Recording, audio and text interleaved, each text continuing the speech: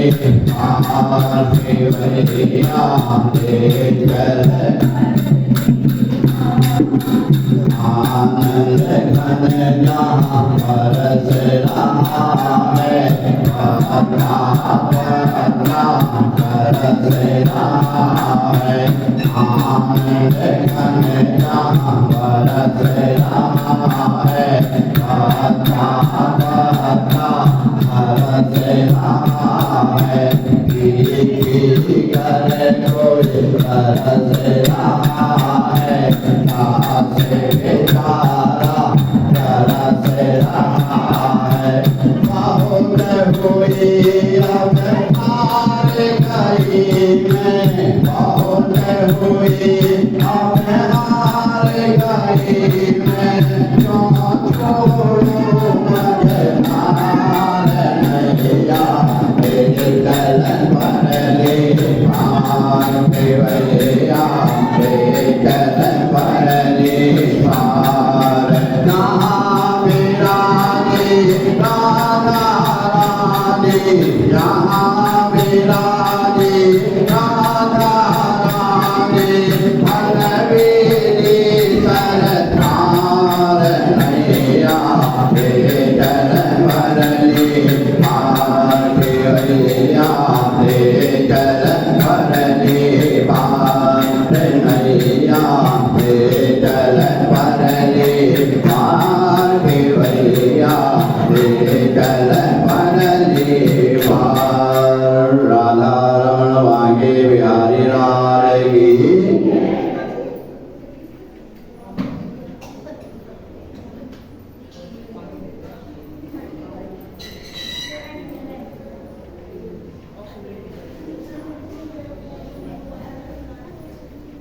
सबको भैया दूज की बहुत बहुत शुभकामनाएं।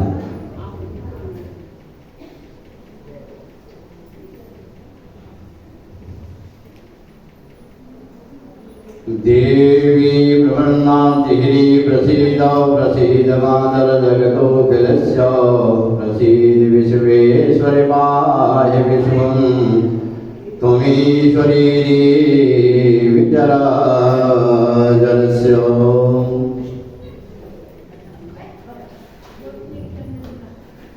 सर्वमंगलमांगल्ये शिवे सर्वार्थसाधिके, शरण्ये त्र्यंबके गौरी नारायणी नमोस्तुते।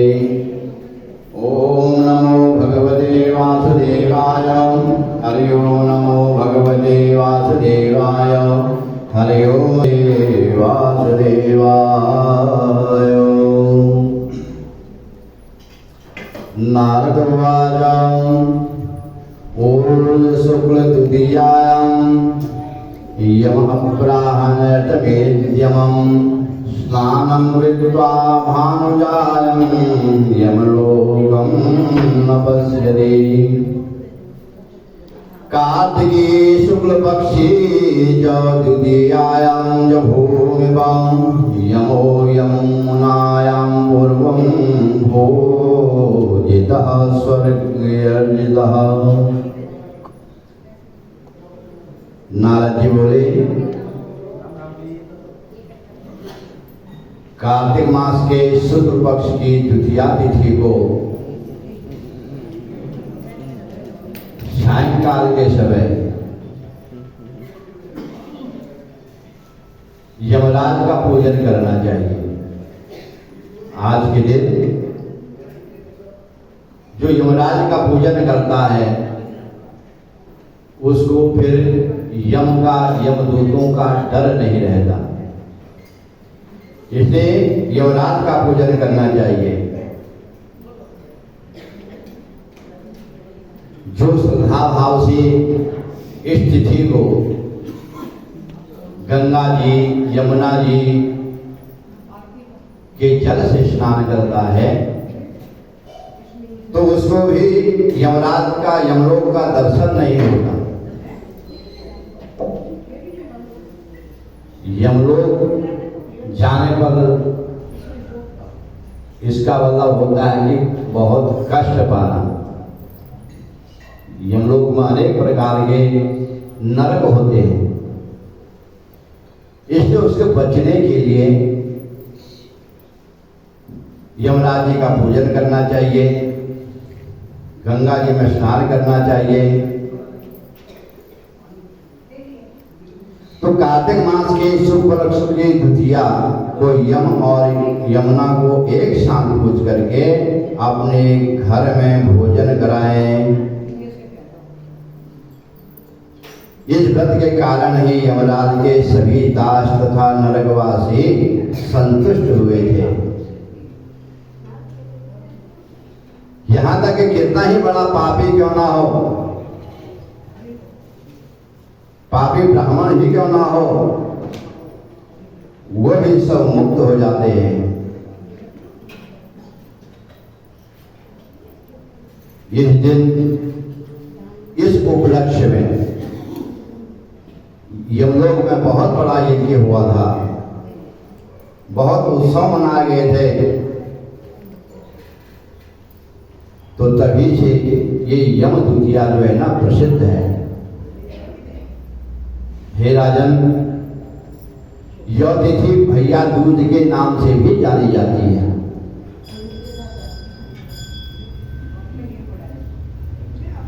तो इस दिन अपने घर में भोजन नहीं करना चाहिए।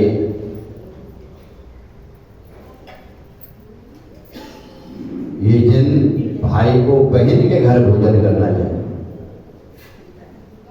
श्रद्धा भाव से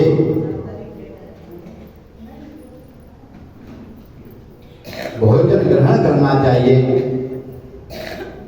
और भाई को उचित है कि वह विधि पूर्वक स्वर्ण, अलंकार, वस्त्र आदि से बहनों का स्वागत करे। अगर जिसकी बहन ना हो तो उसको कन्या का पूजन करना चाहिए, गुरु का पूजन करना चाहिए, उनको ये वस्तु देनी चाहिए। तो हे राजन, भाइयों की आयु बढ़ाने के लिए बहनों के 8 चिरंजीवों की प्रतिमा, चिरंजीवों की प्रतिमा का पूजन करना चाहिए। चिरंजीवी कौन? मार्कंडेय जी, बलि, व्यास, हनुमान, विभीषण, अश्वत्थामा, परशुराम, ये चिरंजीवी हैं, अमर हैं, लंबे समय तक जीने वाले हैं। जब तक ये पृथ्वी रहेगी, जब तक ये युग रहेंगे, तो इनका गंध पुष्प अक्षर से पूजन करना चाहिए। फिर भाई को बुला करके घृत का दीपक जला करके उसमें भी गंध अक्षर पुष्प से भाई का जो है ना पूजन करना चाहिए। और बहन को इस मंत्र से भाई को तिलक करना चाहिए।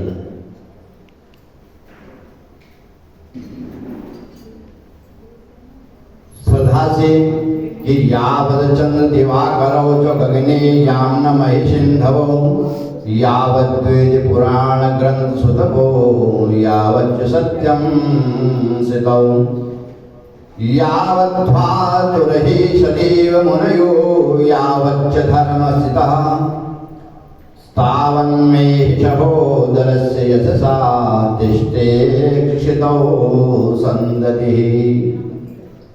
क्या बोलना चाहिए कि जब तक चंद्रमा, सूर्य, आकाश, पृथ्वी, समुद्र, वेद, पुराण, तपस्या और सत्य पृथ्वी पर स्थित हैं, और जब तक ब्रह्मा, विष्णु, शिव, देवता, मुनि तथा धर्म इस पृथ्वी पर स्थित है,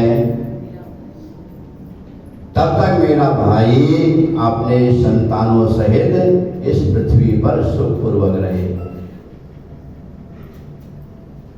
मंत्र का उच्चारण करें, भाई के मस्तक पर तिलक लगाएं, फिर चावल लगाएं, फिर सब दुखों की निवृत्ति के लिए भोजन कराएं। ऐसा करने से भाई के 1 वर्ष, जब तक दूसरी यह द्वितीया नहीं आती कार्तिक मास की, तो 1 वर्ष के समस्त कष्ट तब तक उसके दूर हो जाते। कोई विघ्न नहीं आते 1 वर्ष तक, उसको कोई अशांति नहीं रहती। तो आप पृथु बोले कि हे देव ऋषि, सब तीर्थों में उत्तम तीर्थ कौन सा है? तो नारद जी कहते हैं कि राजन, परम गुप्त सब संपत्तियों को देने वाले, दुर्स्वप्न नाशक, बुरे स्वप्न हैं उनको भी नाश करने वाले, सब पापों का हरण करने वाले सुंदर सुव्रत को सुनो। मुनियों द्वारा नित्य सुने जाने योग्य दुष्ट ग्रह निवारक, समस्त रोग नाशक तथा आयुवर्धक क्षेत्रों में उत्तम क्षेत्र तथा तीर्थों में उत्तम तीर्थों गंगा यमुना का संगम है, ऐसे में ऋषियों ने कहा गया। गंगा यमुना का संगम कहाँ है? तो वहां स्नान करने से, उस जल से स्नान करने से, उनका दर्शन करने से सब जो है कष्ट जीव के दूर हो जाते हैं और वह मुक्त होकर के मोक्ष को प्राप्त करता है। क्योंकि गंगा जी का प्रादुर्भाव भगवान श्री विष्णु के चरणों से हुआ है और यमुना भगवान सूर्य की पुत्री है, इसलिए ये श्रेष्ठ है। गंगा नदी केवल स्मरण मात्र से ही समुद्र को दूध करने वाली, शुभ सभी पापों को क्षय करने वाली तथा समस्त उपद्रवों को नष्ट करने वाली है। जितने भी समुद्र, जितने भी पृथ्वी पर पुण्य क्षेत्र हैं हे राजन, प्रयाग उन सब में सबसे अधिक श्रेष्ठ है प्रयागराज। यहां पर ब्रह्मा ने यज्ञ किया था, आपने पिता विष्णु की पूजा की थी। यहाँ अन्य सब ऋषियों ने भी विभिन्न प्रकार के यज्ञ किए थे। सब तीर्थों में स्नान करने का जो पुण्य है वह प्रयाग स्नान की 16वीं कला के बराबर भी नहीं है। केवल गंगा गंगा कहने से सभी पाप नष्ट हो जाते हैं। फिर लोग गंगा में के समीप जाते हैं, गंगा जी में स्नान करते हैं श्रद्धा से युक्त होकर के, तो उसके फिर पाप दूर हो जाए, ये कौन सी बड़ी बात है। क्योंकि ये गंगा जो भगवान के चरणों से निकली, ये तो भगवान शंकर के जो है समीप थी। मोक्ष के आकांक्षी मुनि लोग दिव्य काशीपुरी में गंगा स्नान करते हैं, तो यह गंगा में स्नान करना ये बड़े भाग्यवान व्यक्तियों के लिए होता है और ये देवताओं को भी दुर्लभ है। इससे अधिक क्या कहा जाए। गंगा में स्नान करने से पाप रहित हो बड़े विमान में बैठकर जीव जो है परम पद को प्राप्त करता है। दूसरा, श्रद्धा से युक्त होकर के, अगर श्रद्धा ना हो तो श्रद्धा के बगैर आपके पाप नष्ट नहीं हो सकते। श्रद्धा विश्वासम फलम लभेत। श्रद्धा विश्वास से जो स्नान करते हैं उन्हीं को फल की प्राप्ति होती है।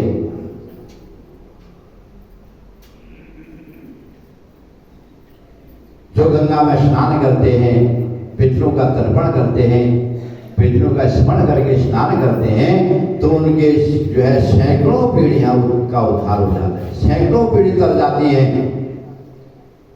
पितर भी उस लोक से यही कामना करते हैं कि मेरे कुल में कोई ऐसा पुत्र हो, मेरा ऐसा वंशज हो जो मुझे गंगा का स्नान कराए,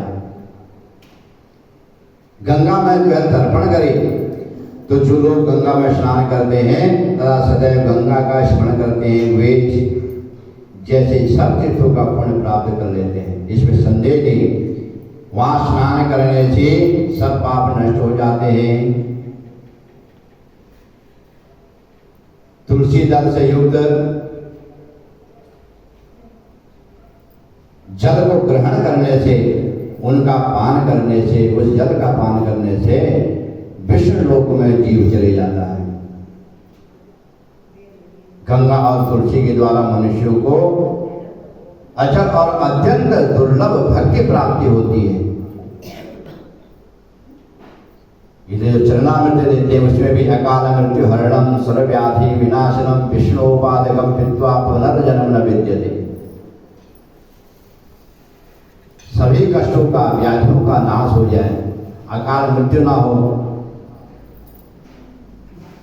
भगवान के इस चरणों के जल को पी करके हमारा पुनः इस मृत्यु लोक में जन्म ना हो, फिर हमको क्या हो जाए, मोक्ष हो जाए। केवल गंगा का स्मरण करने मात्र से जीव का कल्याण हो जाता है। हे राजन, सैकड़ों वर्षों में स्वयं विष्णु भी गंगा की महिमा का वर्णन कर पाने में असमर्थ हैं। अधिक क्या कहें, यह संपूर्ण जगत माया से शीघ्र मोहित हो जाने वाला है, परंतु गंगा का नाम लेने वाला नरक में को नहीं जाता।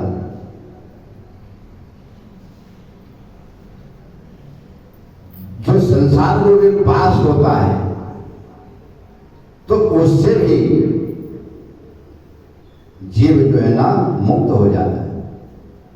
तुलसी की भक्ति भी हरि भक्ति की वृद्धि कराती है। जो मनुष्य गंगा गंगा कहते हुए सब पापों से मुक्त होकर कृष्ण लोक हो जाते हैं, जो मनुष्य 12 कोस तक गंगा की यात्रा करते हैं वे सब पापों से मुक्त होकर स्वर्ग लोक हो जाते हैं। इस प्रकार महापुण्य फल देने वाली गंगा माघ आदि के महीने में अन्य नदियों में पहुंचकर संपूर्ण संसार को जो है पवित्र करती है। माघ के महीने में गोदावरी, भागीरथी, कृष्णा, रेवा, अमरावती, तुंगभद्रा, कावेरी, कालिंदी, बाहुदा, वेदवती, ताम्रपर्णी, सरयू आदि तीर्थों में गंगा सदैव विराजमान रहती है। इन जगह सदा गंगा का निवास होता है। ज्ञानियों का कहना है कि वो कान धन्य हैं जिन्होंने काशी की महिमा सुनी है, गंगा की महिमा सुनी है। जो काशी में रह करके गंगा की पूजा करते हैं, भगवान शंकर की पूजा करते हैं, सब पापों से वो मुक्त हो जाते हैं।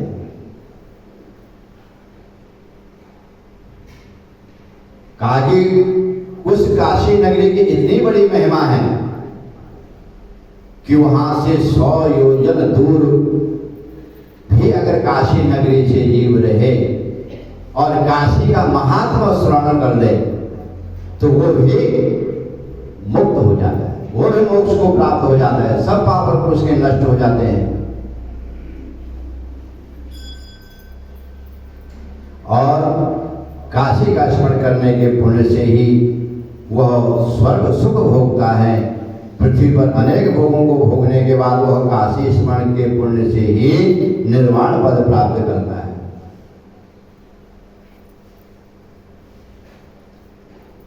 गंगा और यमुना का संगम स्थल अत्यंत श्रेष्ठ है, जिसके दर्शन मात्र से ही मनुष्य को परम गति प्राप्त होती है।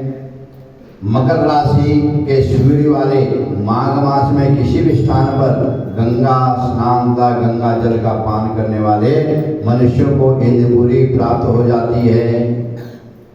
मकर संक्रांति के बाद जब मकर राशि में सूर्य पहुंचते हैं, वो माघ का महीना श्रेष्ठ होता है, तो ये दिन गंगा जल का पान करने वाले मनुष्य इंद्रपुरी पहुंच जाते हैं, स्वर्ग पहुंच जाते हैं। जो नित्य प्रति गंगाधर शंकर जी का भजन करते हैं उनके लिए क्या कहा जाए।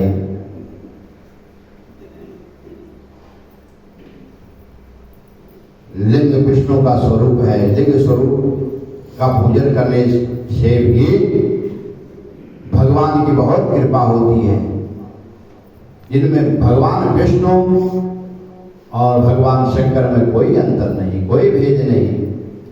जो इनमें अंतर समझते हैं वो पाप के भागी होते हैं। भगवान विष्णु की ब्रह्मा के रूप में संसार की रचना करते हैं। जो लोग विष्णु शिव तथा ब्रह्मा के बीच कोई अंतर समझते हैं वे चंद्र और ताराओं के रहने तक नरकवासी बनते हैं। जो लोग विष्णु शिव और ब्रह्मा को एक ही रूप में देखते हैं वे परम आनंद को प्राप्त हो जाते हैं। तो हे राजन, काशी में स्थापित विश्वेश्वर लिंग ज्योतिर्लिंग है, उसके दर्शन करने मनुष्य को परम ज्योति प्राप्त होती है। दर्शन करने से जो लोग तीनों लोगों को पवित्र करने वाली काशी की परीक्षा करते हैं, उन्होंने मानो सातों द्वीप, समुद्र, पर्वत सबकी परिक्रमा करनी।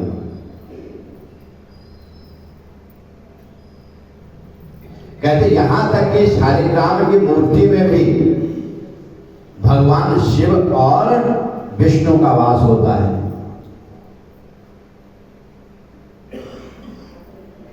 और जो पत्थर की होती है उनमें भी उनका वास होता है।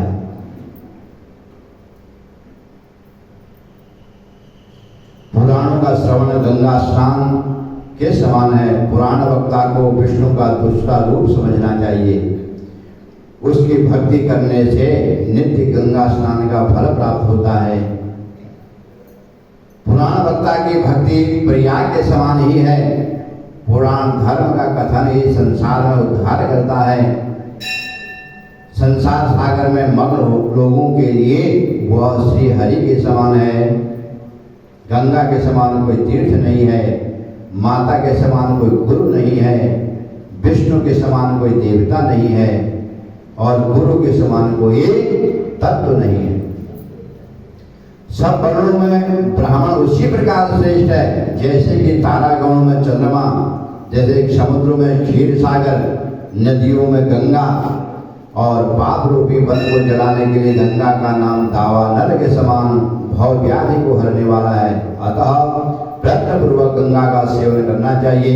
गायत्री, गंगा ये दोनों ही पापनाशक कही गई हैं। जो व्यक्ति इनकी भक्ति नहीं करता वह विद्या से पतित जैसा ही है।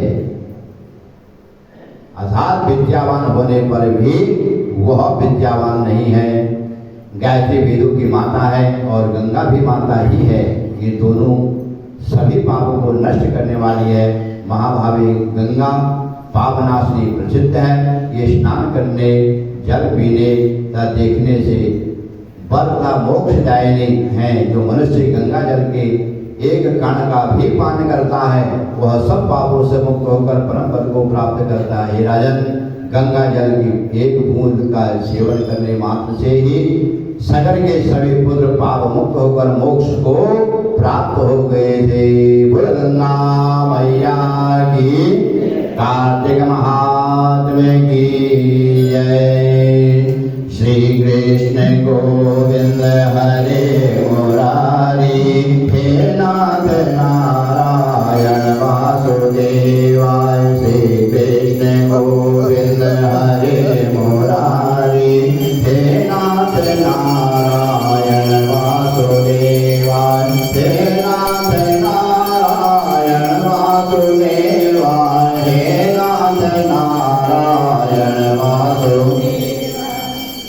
श्री भागवत भगवान की है आरती, पापियों को पाप से है तारती। श्री भागवत भगवान की है आरती, पापियों को पाप से है तारती। ये हमारा ग्रंथ, ये मुक्ति पंथ, ये पंचम वेद निराला, ज्योति जलाने वाला। ये अमर ग्रंथ, ये मुक्ति पंथ, ये पंचम वेद निराला, ज्योति जलाने वाला। हरि नाम यही, हरि नाम यही, भजन मंगल की आरती। पापियों को पाप से है तारती। श्री भागवत भगवान की है आरती, पापियों को पाप से है तारती। ये सत्य गीत पावन पुनीत, पापों को मिटाने वाला।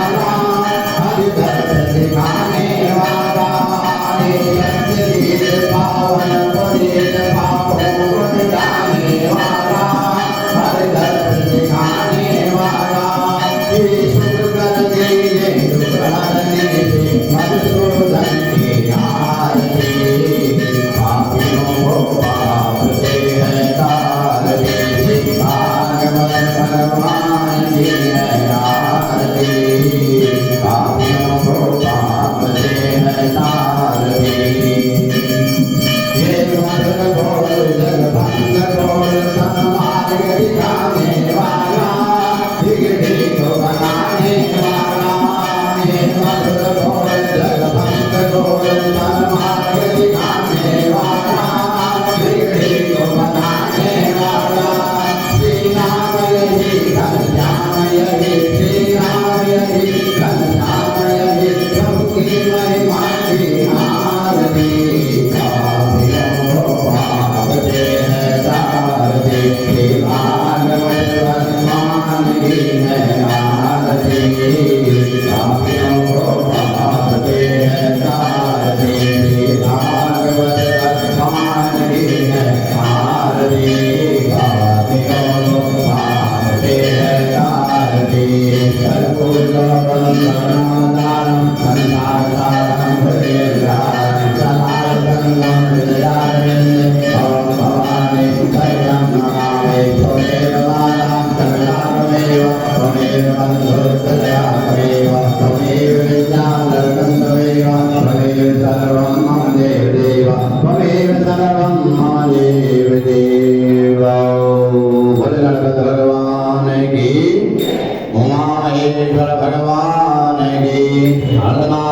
भगवान की, राजा रामचंद्र महाराज की, पवन सुत हनुमान की, वृंदावन भाग्य विहारी लाल की, जगत जननी जगदम्बे माता की, लक्ष्मी नारायण भगवान की, धर्म की अधर्म का प्राणियों में विश्व का, गौ माता की, गंगा मैया की, भारत माता की, तुलसी माता की, सर्वभक्तन की, सनातन धर्म की। नमः पार्वती पतये हर